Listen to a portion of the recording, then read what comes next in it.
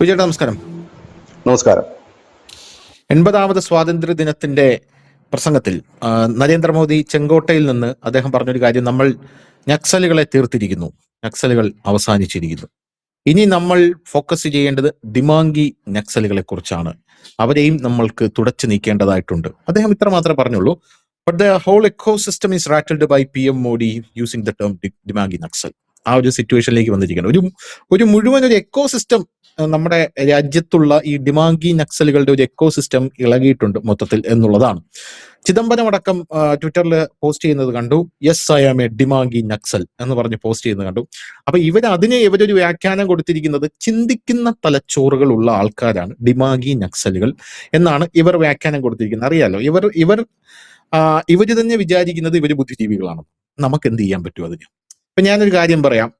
ഇവരുടെ ഏറ്റവും വലിയ പ്രശ്നമായിട്ട് ഞാൻ കാണുന്നത്, ഇപ്പൊ കേരളത്തിലെ കമ്മ്യൂണിസ്റ്റ് ബുദ്ധിജീവികളുടെ ഏറ്റവും വലിയ പ്രശ്നമായിട്ട് ഞാൻ കാണുന്നത്, ഒരു പ്രശ്നമുണ്ടെങ്കിൽ ആ പ്രശ്നത്തിന് എന്റെ നിലപാടിനെക്കാട്ടിലും ഉദാത്തമായിട്ടുള്ള നിലപാട് ആർക്കും പറയാൻ പറ്റില്ല എന്നുള്ളതാണ് ഇവരുടെ ഒരു പ്രശ്നം എന്ന് പറയുന്നത്.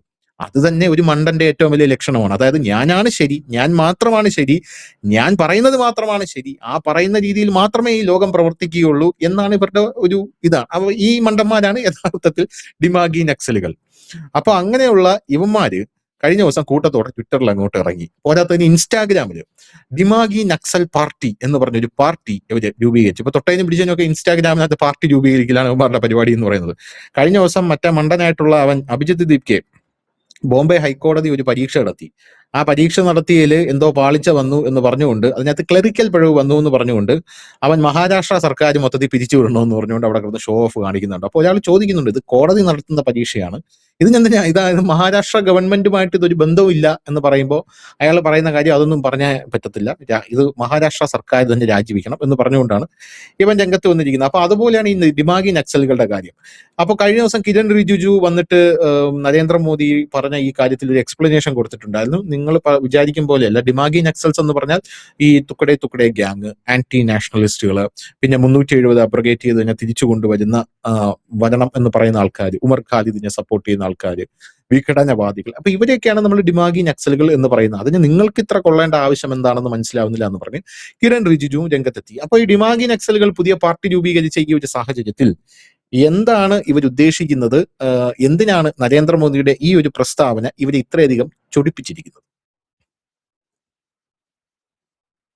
ഇപ്പൊ വന്ന് നരേന്ദ്രമോദിക്കും അമിത്ഷായ്ക്കും ആർക്കും ഒന്നും പറയാൻ വയ്യാത്ത അവസ്ഥ. അതായത് എന്ത് പറഞ്ഞാലും അതനുസരിച്ച് ഒരു പാർട്ടി ഉണ്ടാക്കുക എന്നുള്ളത്. ഇനി അദ്ദേഹം മൈലേ കുയിലേ എന്ന് വല്ലതും വിളിച്ചിരുന്നെങ്കിൽ അതിന്റെ പേരിൽ ഒരു പാർട്ടിമാർ ഉണ്ടാക്കിയ അതേ അവസ്ഥയാണ് ഇപ്പൊ. എന്ത് പറഞ്ഞാലും അതിന് പാർട്ടിയാണ്. ഇപ്പൊ ഈ ദിമാങ്കി ജനതാ പാർട്ടി, ഇതിനകത്ത് ആദ്യത്തെ 11 പേര്, അപ്പൊ അതിന്റെ പേജ് ഫോളോ ചെയ്യുന്ന ആദ്യത്തെ 11 പേര് അഖിലേഷ് യാദവ് ഉണ്ട്, പ്രകാശ് രാജൻ. അതായത് സ്ഥിരമായി നമ്മൾ കണ്ടുവരുന്ന എല്ലാ സമര കുത്തിത്തിരിപ്പ് വിഘടനവാദികളും കൃത്യമായി തന്നെ വന്ന് എല്ലാം ഇതിനകത്ത് വന്ന് ആദ്യം തന്നെ പേജ് ഫോളോ ചെയ്തിട്ടുണ്ട്. അപ്പൊ തന്നെ അറിയാം ഇത് എങ്ങോട്ടാണ് ഈ പോകുന്നത്. അപ്പോ ഇത് രൂപീകരിച്ചുകൊണ്ടൊരു സമരം. പിന്നെ വേറൊരു പ്രധാനപ്പെട്ട വാർത്ത, ഈ നമ്മുടെ പാർട്ടികൾ എന്ന് പറഞ്ഞാൽ പോലും ഇപ്പൊ മെറ്റ ഡൗൺ ചെയ്യിക്കുന്ന ഒരു അവസ്ഥയാണ്. എങ്കിൽ പോലും അവന്മാര് ഇപ്പൊ മഹാരാഷ്ട്രയിൽ ഒരു സമരം തുടങ്ങാൻ പോകുന്നു. ഇതിന്റെ പൊള്ളത്തരം ജനത്തിന് കൃത്യമായി മനസ്സിലാകില്ലേ? അതായത് കേരളത്തിൽ PSC വിദ്യാർത്ഥികൾ, പരീക്ഷ എഴുതിയ ഉദ്യോഗാർത്ഥികൾ മണ്ണ് വാരത്തിനൊന്നും സമരം ഉൾപ്പെടെ നടത്തി തിരിഞ്ഞു നോക്കാത്തവന്മാരാണ്. പിന്നെ ഈ പറയുന്ന പഞ്ചാബിൽ തിരിഞ്ഞു നോക്കാത്തവര്, ജാർഖണ്ഡിൽ തിരിഞ്ഞു നോക്കാത്തവര്, ഇവന്മാരാണ് ഈ BJP ഭരിക്കുന്ന സ്റ്റേറ്റുകൾ മാത്രം നോക്കി ഒന്ന് സമരം ചെയ്യുമ്പോൾ അരിയാഹാരം കഴിക്കുന്നവർക്ക് മനസ്സിലാകില്ല ഇവന്മാരുടെ ലക്ഷ്യം എന്താണെന്ന്. അവന്മാര് പിന്നെ ജൻസികളാണ്, ഈ രാജ്യത്തെ മാറ്റിമറിക്കാൻ പോകുന്നവരാണെങ്കിൽ എല്ലായിടത്തും ആ സമരം ചെയ്യണം. ഇപ്പൊ കർണാടകത്തിൽ ചോദ്യപേപ്പർ വിവാദം വന്നല്ലോ, എന്താ ഇവന്മാർ അനങ്ങാത്തത്? അപ്പൊ എല്ലായിടത്തും ഈ ഒരു വിഷയങ്ങൾ വരുമ്പോൾ അതിനെതിരെ പ്രതികരിക്കണം. അതല്ലാതെ സെലക്റ്റീവായി പ്രതികരിക്കുമ്പോഴാണ് സാധനങ്ങൾ ചീറ്റിപ്പോകുന്നത്. ഇന്ന് ആർക്കും അവന്റെ ഫോട്ടോ, അഭിജിത് ദീപ്കയുടെ ഫോട്ടോ ഷെയർ ചെയ്യണ്ട. ഇന്ന് വലിയ ലൈക്കില്ല. ഞാൻ അദ്ദേഹത്തിന്റെ പോസ്റ്റുകൾ ഞാൻ സ്ഥിരം നോക്കാറുണ്ട്. എത്ര ലൈക്ക് കിട്ടിയെന്നാണ് ഞാൻ ആദ്യം നോക്കുന്നത്. പുള്ളി പറയുന്നതിനകത്ത് വലിയ കഴമ്പില്ലാത്തതുകൊണ്ട് അത് വലിയ ശ്രദ്ധിക്കത്തില്ല. അപ്പോൾ അതിനകത്ത് ഇപ്പോൾ 1000, 1200 ലൈക്കിലേക്ക് എത്തി. 10 ലക്ഷം, 5 ലക്ഷം ഒക്കെ ലൈക്ക് കിട്ടിക്കൊണ്ടിരുന്ന ടീമാണിത്. കാരണം സെലക്റ്റീവായിട്ട് സമരം ചെയ്ത് മുമ്പോട്ട് പോകത്തില്ല. ഇവിടെയാണ് അണ്ണാ ഹസാര എന്ന് പറയുന്നൊരു നേതാവ് ഇപ്പോഴും ആളുകളുടെ മനസ്സിൽ നിറഞ്ഞു നിൽക്കുന്നത്. അദ്ദേഹം ഈ കച്ചട പണിക്ക് പോയിട്ടില്ല. കാരണം അദ്ദേഹത്തിന് അതുകൊണ്ട് നേട്ടമൊന്നും ഉണ്ടായിട്ടുമില്ല. രാഷ്ട്രീയ പാർട്ടി രൂപീകരിക്കണമെന്ന് പറഞ്ഞിരുന്ന കേജ്രിവാളിനോട് അദ്ദേഹം പറഞ്ഞത് ഒരിക്കലും അത് ചെയ്യരുത്, ഈ ജനമുന്നേറ്റം നീ പൈസ ഉണ്ടാക്കരുതെന്നാണ് അദ്ദേഹം മലയാളത്തിൽ അതിലെ ചുരുക്കം ഇതാണ്, ചെയ്യരുതെന്ന് പറഞ്ഞു. ഗുരുവിന്റെ വചനം തെറ്റിച്ചുകൊണ്ട് കേജ്രിവാൾ പാർട്ടി രൂപീകരിച്ചത് എന്തായി? ഉപ്പ് വെച്ച കാലം പോലായില്ലേ? അപ്പം കേജ്രിവാളിന് തിരിച്ചു വരണം. കോൺഗ്രസിനാണ് ഭയം ഇവന്മാര് വളർന്നു വരുന്നത്. അത് കോൺഗ്രസ് അമ്പിലും ബില്ലിലും അടുക്കാം. പക്ഷെ രാഹുൽ ഗാന്ധി ഈ ദിമാങ്കിൽ ഇത് ചെയ്തിട്ടുണ്ട്, ഏതാ ഈ പറയുന്ന ഫോളോ ചെയ്തിട്ടുണ്ട്. രാഹുൽ ഗാന്ധി മനസ്സിലാക്കേണ്ട കാര്യം, ഈ പി ചിദംബരം ഇരുന്നപ്പോഴാണ് ഹിന്ദുക്കളെ മുഴുവൻ തീവ്രവാദികളാക്കാൻ ഒരു ശ്രമം നടന്നിരുന്നത്. കാവി ഭീകരത, ഹിന്ദു ഭീകരത എന്നൊക്കെയുള്ള വാക്ക് ഉപയോഗിച്ച വ്യക്തി ശ്രീമാൻ പി ചിദംബരമായിരുന്നു. അപ്പം ഇങ്ങനെ പോകുന്നു അതിന്റെ കാര്യങ്ങൾ. അതിനിടയിൽ ഇപ്പോൾ വീണ്ടും ദില്ലി മാർച്ചുമായി കർഷകർ രംഗത്തെത്തുകയാണ്. ഇത് ക്ലബ് ചെയ്യിച്ചുകൊണ്ടുള്ള ഒരു രീതിയാണ്.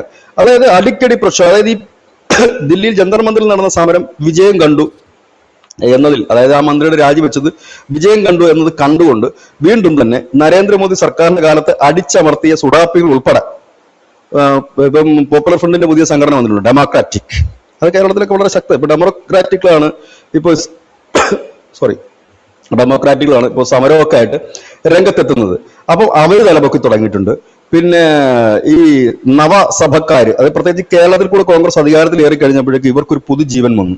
അത് അവർ നോക്കുമ്പോൾ ബീഹാറിൽ ഒരു തെരഞ്ഞെടുപ്പ് ബങ്കിപ്പൂരിൽ തോറ്റു, ഇവിടെ ഒരു ഉരുക്ക് കോട്ടയായിരുന്നു. രണ്ടാമത്തെ ഒരു കാര്യം, പിന്നെ കേരളത്തിലടക്കം അവർ ജയിക്കുന്നു, തമിഴ്നാട്ടിൽ വിജയ് വരുന്നു. പിന്നെ അത് പഴയ കാലം തിരിച്ചു വരുന്നു. മോദി ക്ഷയിച്ചു തുടങ്ങി, മോദിക്കെതിരെ അടിക്കാൻ കിട്ടുന്ന ഏത് ആയുധങ്ങളും കൊണ്ട് നമുക്ക് മുമ്പോട്ട് പോകാം എന്നൊരു ആവേശം പുതിയതായി ഇതുവരെ മൗനത്തിലായിരുന്നില്ല, ഉറക്കത്തിലായിരുന്ന സുഡാപ്പികൾക്കടക്കം കിട്ടുകയും അവർ നിരന്തരം സമരരംഗത്തേക്ക് ഇറങ്ങാനുള്ള ഒരു പരിപാടിയാണ്. പക്ഷെ ഞാൻ അന്നും പറയുന്നു, ഇന്നും ഞാൻ പറയുന്നു, ഇനി ഒരു പാറ്റകളുടെ സമരം ഈ രാജ്യത്തുണ്ടാകില്ല. അന്ന് ആ സമരം നടക്കാനുള്ള ഒരു പ്രധാനപ്പെട്ട കാര്യം എന്ന് പറഞ്ഞു കഴിഞ്ഞാൽ, അന്ന് കുറച്ചുപേരെങ്കിലും അതിനെ പിന്തുണച്ചെങ്കിൽ ഇന്ന് ആ കൂടുതൽ പേരും അതിന്റെ പൊള്ളത്തരങ്ങൾ തിരിച്ചറിയുന്നുണ്ടെന്നുള്ളതാണ്, ആ സമരത്തിന്റെ പൊള്ളത്തരങ്ങൾ. ഈ ദിമാങ്കിയെ കുറിച്ച് എന്താണ് പറഞ്ഞത് അദ്ദേഹം? ദിമാങ്കി എന്ന് പറഞ്ഞാൽ ഈ ബുദ്ധിജീവി ചമഞ്ഞുകൊണ്ട് ബുദ്ധിജീവികളായിട്ടുള്ള, ഇല്ലെങ്കിൽ സാംസ്കാരിക നായകന്മാരെന്നൊക്കെയുള്ള വ്യാജേന ഈ പിള്ളേരെ പഠിപ്പിക്കുന്ന അധ്യാപകരായാലും യൂണിവേഴ്സിറ്റികളിൽ, അതുപോലെ തന്നെ പിന്നെ സാംസ്കാരിക നായകന്മാരെന്ന് പറയുന്നവരായാലും ഒക്കെ നിഷ്പക്ഷതയുടെ മുഖം മൂടി ഇട്ടുകൊണ്ടാണ് അവർ ഇതിനൊക്കെയുള്ള കുത്തിത്തിരിപ്പ് പോസ്റ്റുകളുമായി വന്ന് ആളുകളെ ഇളക്കി വിടുകയാണ് ഈ സംഘർഷത്തിൽ. ഇത് എല്ലാ രാജ്യങ്ങളിലും നിലനിൽക്കുന്ന ഒരു സാധനം തന്നെയാണ്. ഇത്തരം കുത്തിത്തിരിപ്പുകാരെയൊക്കെയാണ് മുൻപൊക്കെ ചിന്തകന്മാരെന്നൊക്കെ പറഞ്ഞ് അവതരിപ്പിക്കുന്നത്. ഇപ്പോൾ ഈ ചിന്തകന്മാർ, ബുദ്ധിജീവികൾ, സാംസ്കാരിക നായകന്മാരെന്നൊക്കെ ഉള്ള പട്ടം കൊടുക്കുന്നത് നമ്മുടെ കേരളത്തിലെ മുഖ്യധാര ചാനലുകളാണ്. ഞാൻ ലോകത്തെവിടെയും ഇതിനൊക്കെയുള്ള ഇത് കൊടുക്കുന്ന, പദവി കൊടുക്കുന്ന ഒരു ചാനലിനെ ഞാൻ കണ്ടിട്ടില്ല. അപ്പം പിന്നെ ഇങ്ങനെ പദവികൾ കൊടുത്തുകൊണ്ട് ഒക്കെയാണ് ഇവരെ വളർത്തിക്കൊണ്ട് വരികയാണ്. ചുമ്മാതെ വഴിയെ കൂടെ പോകുന്നതിനെ വിളിച്ച് ചർച്ചയ്ക്ക് ഇരുത്തും, എന്നിട്ട് അവന്റെ താഴെ എഴുതി കൊടുക്കും ചിന്തകൻ, രാഷ്ട്രീയ ചിന്തകൻ, സാമ്പത്തിക ചിന്തകൻ, വിദഗ്ധൻ, അങ്ങനെയൊക്കെ ഉള്ള ഒരു ഇത് കൊടുക്കാറുണ്ട്. നല്ല കാര്യം, കൊടുക്കുന്നുണ്ട്, അവരുടെ ഇഷ്ടം. അത് വാങ്ങിക്കുന്നവർക്കും അവരുടെ ബയോഡാറ്റയിൽ അത് വെക്കാൻ കഴിയും. ഏതായാലും ഇത്തരത്തിലുള്ളവരുടെ കുത്തിത്തിരിപ്പ് വലിയ രീതിയിൽ തന്നെ ഈ രാജ്യത്ത് ഉണ്ട്. അപ്പം അതാണ് ഇവർ ഈ പറയുന്ന കാര്യങ്ങൾ. മോദി പറഞ്ഞതിനകത്ത് എന്താ തെറ്റ്? ഈ രാജ്യത്ത് ഈ പി ചിദംബരം ചെയ്ത പണി എന്താണ്? അതായത് വലിയൊരു വിഭാഗത്തിന്, ഈ രാജ്യത്തിന് ഹിന്ദുക്കളെ ഒറ്റപ്പെടുത്താൻ വേണ്ടിയിട്ടല്ലേ കാവി ഭീകരത എന്നുള്ള വാക്ക് ഉപയോഗിച്ചത്. കാരണം പുള്ളി ഒരു വലിയ സംഭവമാണ് എന്നുള്ളത്. പിന്നീട് അത് ആരാ ഏറ്റുപിടിച്ചത്? അത് ഏറ്റുപിടിച്ചത് ജമാഅത്ത് ഇസ്ലാമി ആയിരുന്നു. അവരുടെ പ്രധാനപ്പെട്ട കേന്ദ്രങ്ങളിലെല്ലാം അവരതിന് വലിയ പ്രചാരം കൊടുത്തു, ഇടതുപക്ഷത്തിന് വലിയ പ്രചാരം കൊടുത്തു. സാംസ്കാരിക നായകന്മാർ പറഞ്ഞു തുടങ്ങിയില്ലേ, കവിത എഴുതി കാവി ഭീകരതയെ കുറിച്ച്.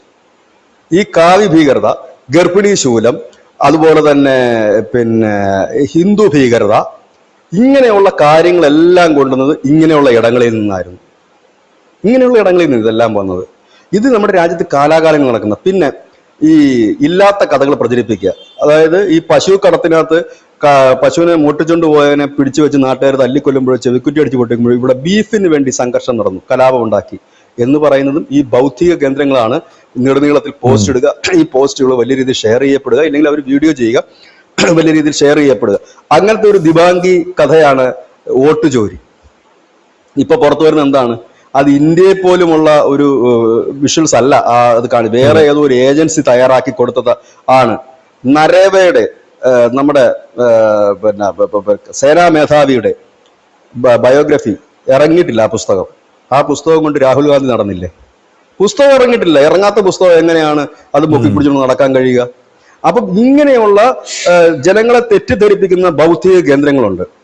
ആ ഭൗതിക കേന്ദ്രങ്ങൾ ഈ സോഷ്യൽ മീഡിയ വഴി വലിയ രീതിയിൽ തന്നെ അത് വ്യാപിപ്പിക്കുന്ന ഒരു രീതി. ഒരു ഉദാഹരണം കൂടെ ഞാൻ പറഞ്ഞിട്ട് മലയാളികൾക്ക് കുറച്ചുകൂടെ എളുപ്പമായി മനസ്സിലാക്കാം. ലക്ഷദ്വീപ് വിഷയമുണ്ടായപ്പോൾ അത് ഏറ്റവും കൂടുതൽ കത്തിയത് കേരളത്തിലാണ്. സേവ് ലക്ഷദ്വീപ് ഫോറം എന്ന് പറഞ്ഞ് വരികയും അതിനകത്ത് കേരളത്തിലുള്ള എല്ലാ സാംസ്കാരിക സിനിമാ താരങ്ങളും അതിന് വലിയ രീതിയിൽ പിന്തുണ വെക്കുകയും ഒക്കെ ചെയ്തിരുന്നു. ഇതേ നടന്മാർ തന്നെ ഇതേ പ്രൊപ്പഗൻഡ വെച്ചുകൊണ്ട് all eye for Rafah, All eyes on റഫയിലേക്ക് Rafah. നോക്കൂ, ആൾ ഐസ് ഓൺ റഫ എന്ന് പറഞ്ഞിട്ട് ഒരു പ്രൊപ്പഗൻഡയും കൊണ്ടുവന്നു. ഇതെല്ലാം നമ്മൾ കാണുന്നതാണിത്.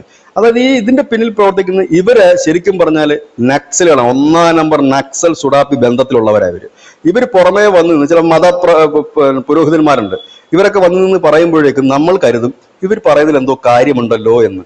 ഇവിടെയാണ് ഇവരതിനെ ചെയ്യുന്നത്. അത് ഇല്ലാതായെങ്കിൽ മാത്രമാണ്. കാരണം അവരാണ് ഈ കുത്തിത്തിരിപ്പ് ആദ്യം സ്റ്റാർട്ട് ചെയ്ത്. നമ്മൾ വെടിമരുന്നിൽ തീ കൊളുത്തുക എന്ന് പറയത്തില്ലേ, വെടിമരുന്നിൽ തീ കൊളുത്തുന്നു ഈ ടീമുകൾ. അത് ഭയങ്കര ബുദ്ധിപൂർവ്വമാണെന്നും പെട്ടെന്ന് നമുക്ക് വിശ്വാസജനകമായ രീതിയിലാണ് ഇവരുടെ സ്റ്റോറികളെല്ലാം പോകുന്നത്. സോഷ്യൽ മീഡിയ നമ്മൾ നോക്കിക്കഴിഞ്ഞാൽ ഇഷ്ടം പോലെ കിട്ടും. അതായത് നട്ടാൽ കിളിക്കാത്ത നുണ. ഈ അതിനകത്തൊന്നാണ് എന്താണ് നമ്മുടെ പ്രധാനമന്ത്രിയുടെ വ്യാജ ഡിഗ്രി സർട്ടിഫിക്കറ്റ് ആണ്. ആ ഡിഗ്രി സർട്ടിഫിക്കറ്റ് എത്രയോ വർഷം മുമ്പ് പബ്ലിക്കായിട്ട് പ്രസ്സുകളുടെ മാധ്യമങ്ങളുടെ മുമ്പിൽ പ്രദർശിപ്പിച്ചതാണ്. ഇപ്പോഴും അവൈലബിൾ ആണ്, ഓൺലൈനിൽ തപ്പിക്കഴിഞ്ഞാൽ ഇപ്പോഴും കിട്ടും. അപ്പം അങ്ങനെയുള്ളത് പ്രചരിപ്പിക്കുക. അങ്ങനെ പിന്നെ ഗർഭിണി ശൂലം, ഇതൊക്കെ എത്ര നാൾ ഓടിയതാ. എന്നിട്ട് ഏത് ഗർഭിണിയായിരുന്നു അങ്ങനെ ശൂലം കൊണ്ട് കുത്തിയത്? ഭ്രൂണം എടുത്തിട്ട് ഇങ്ങനെ തിന്നുന്ന തീയിലിട്ടെന്നൊക്കെയാ പറയുന്നത്. എവിടെയായിരുന്നു ആ സംഭവം? എവിടെയെങ്കിലും ഇപ്പൊ അത് കേട്ടിട്ടുണ്ടോ? അതായത് ഇങ്ങനെയുള്ള നുണ പടച്ചുവിടുന്ന നുണ ഫാക്ടറികളുണ്ട്. ആ നുണ ഫാക്ടറികളെ തന്നെയാണ് മോദി ലക്ഷ്യം വെച്ചിരിക്കുന്നത്. അതിപ്പോ ആര് എതിർത്താലും ഇല്ലെങ്കിലും അവർക്കുള്ള പണികൾ കിട്ടിക്കൊണ്ടിരിക്കുന്നുണ്ട് ഇപ്പൊ തന്നെ. അതിനിപ്പോ ബാക്കിയുള്ളവർ കൂടെ കിട്ടും. അതാണ് അതിന്റെ ഒരു യാഥാർത്ഥ്യം. അതിനെതിരെ പ്രശ്നമായിട്ട് സമരമായിട്ട് ഇറങ്ങിയിട്ട് വലിയ കാര്യം. ഇതിപ്പോ സമരത്തിന്റെ കാലഘട്ടം അതാണ് വിഷയം. അതായത് അവർക്ക് തോന്നി മോദി കുറച്ചുകൂടെ ദുർബലനായിട്ടുണ്ട്, BJP കുറച്ചുകൂടെ ദുർബലമായിട്ടുണ്ട്, അപ്പൊ പിന്നെ ഒന്ന് കുലുക്കാം. ഇതുവരെ കുലുക്കാൻ പോലും പറ്റില്ലായിരുന്നു. ഇപ്പൊ ഒന്ന് കുലുക്കി നോക്കാം, വീഴുമോന്ന്. ആദ്യത്തെ കുലുക്കിലൊന്ന് ആടി, ഏതാ മറ്റേ ഈ പാറ്റ. അപ്പൊ പിന്നെ നിരന്തരം ഒന്ന് കുലുക്കി നോക്കിക്കഴിഞ്ഞാൽ മറിഞ്ഞ് വീണാലോ എന്നുള്ളതാണ് സംഭവം. പക്ഷെ ഒരു വലിയ സംഭവം നടക്കാൻ പോകുന്നത് ഈ അടുത്ത സെഷൻ, പാർലമെന്റ് സെഷൻ നോക്കിക്കോ. ഈ പ്രതിപക്ഷം കുത്തിയിരുന്ന് പാർലമെന്റിൽ കരയുന്ന ഒരു വലിയ നീക്കമാണ് നടക്കാൻ പോകുന്നത്. ഇത്തവണ ആ നീക്കം നടക്കാതിരുന്നതിന് ഒരുപാട് കാരണങ്ങളുണ്ടായിരുന്നു. അതൊരു വലിയ നീക്കം നടക്കും. ഇനി വരാൻ പോകുന്ന ഇത് എനിക്ക് തോന്നുന്നു December ആ കാലഘട്ടത്തിലാണ് നമ്മുടെ അടുത്ത പാർലമെന്റ് സെഷൻ. ആ പാർലമെന്റ് സെഷന് ഗംഭീരമായ ഒരു വാർത്ത നമുക്ക് കേൾക്കാൻ പറ്റും.